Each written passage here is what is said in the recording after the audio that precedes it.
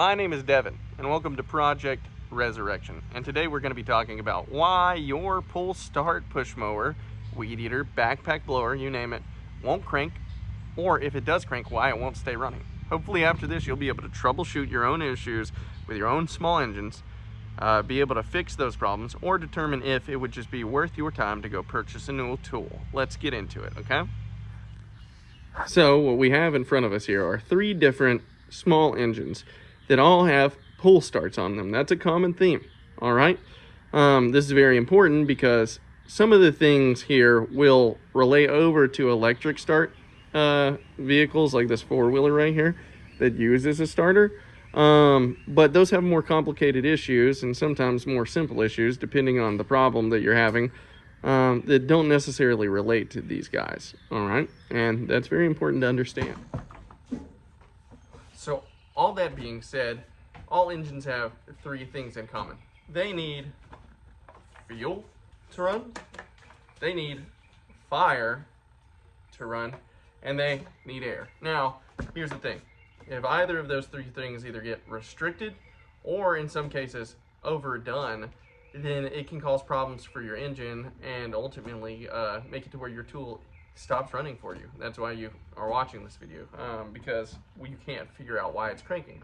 So let's get into figuring out firing, what it takes for that to happen, what problems can occur to stop that, and what you can do to fix them, okay? So now all your small engines is gonna have one of these. What is this? This is a spark plug, all right? This little guy right here is how the fire or electricity in the system makes it into the cylinder head and ignites all that fuel that causes the combustion to keep your engine going, all right? So where is that located on your engine? We don't know, all right? I'm gonna show you. Okay, so where to locate your spark plug on your motor so that you can isolate whether or not it is the issue that you're having. So if you take a look at the top of your motors, you'll tend to notice these black rubber plugs, right? This is your spark plug. On this backpack blower, it's a little bit different, but again, it is a black rubber plug that if you pull it out, and if I am strong enough with my left hand to do this, you will see that that is where your spark plug is. Now, in other cases, as in this tiller motor, the spark plug cable has a metal housing on it, but you see, you pull it off, and that's exactly where your spark plug is.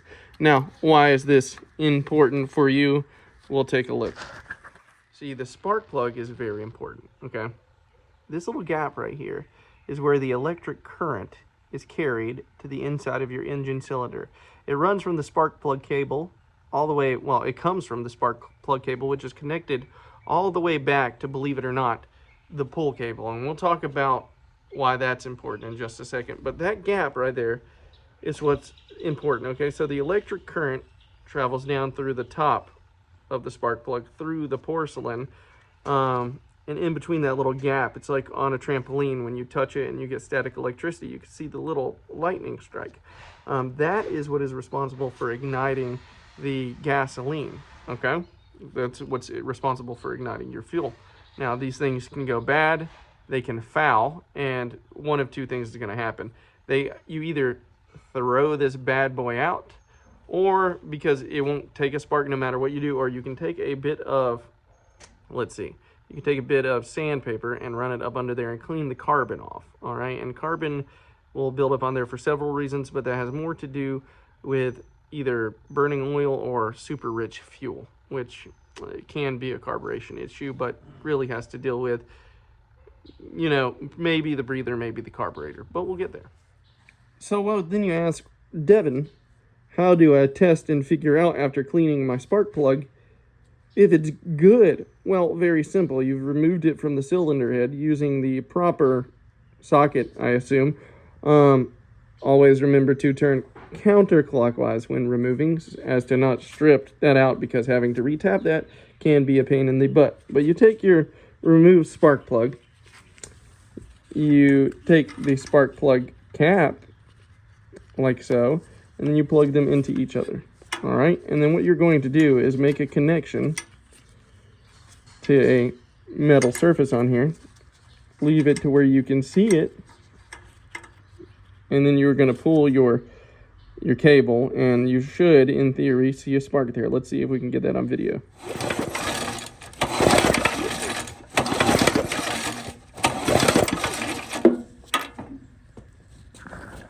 So you saw that spark. That's what we're looking for. But let's say, well, Devin, I didn't get any spark. What's going on? I cleaned my spark plug, no spark. Well, one of two things. This is bad, or somewhere down the line, something else is an issue. All right, let's explore what that might be, okay? Okay, so let's take a look at our little Troy-built motor right here that I've disassembled so that you can see the inner workings of it.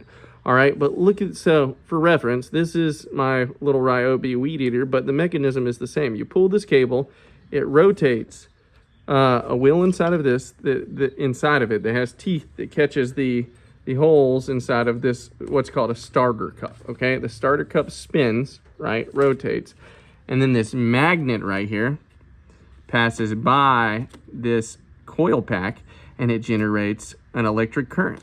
Okay, and so that current generated by those two boys is what creates the electricity that travels up the spark plug cable to this guy, creates a spark and causes combustion in the engine, provided that the air and fuel ratios are proper. Now, if you fix this and you're not getting a spark from those two, two simple solutions. There's probably interference in between the flywheel magnet and the coil pack caused by rust.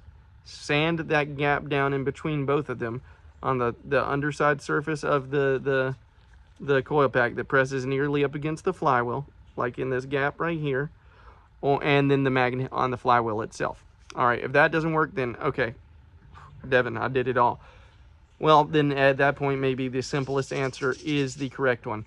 Spark plug is bad, or coil pack is bad, and the coil pack and the spark plug cable tend to be one unit. So if you buy one, you're buying them both, and you're fixing a double problem. All right, you put those all together, you get correct spark. It looks good and strong, and engine is still not starting. It's probably one of the, you probably had two problems at the same time. Two things can be true at one time: fuel or air, or a more significant issue. But we're not here to talk about those right now. And in fact, I'm going to talk about the other two issues in the next video, because this one's starting to run a little long. Please leave a like if this helped you out with the firing, if it helped you understand something that you didn't before. Please leave a comment and let me know what I can help you with if you have any specific questions. And or let me know about a weird problem that you're having that maybe we can explore together and create some good content. All right, you guys have a good day. I'll see you in the next video. Like and subscribe, pretty please.